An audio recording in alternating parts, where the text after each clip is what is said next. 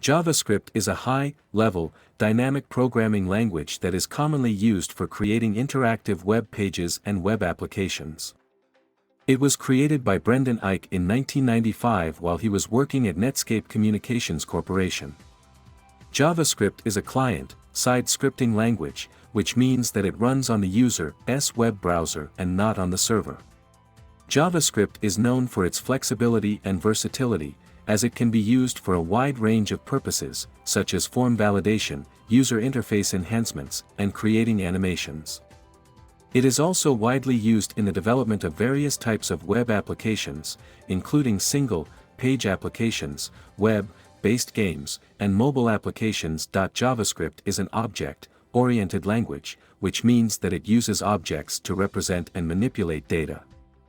It also supports functional programming, which allows developers to write code in a more concise and modular way. The language is constantly evolving, with new features and updates being added to it on a regular basis.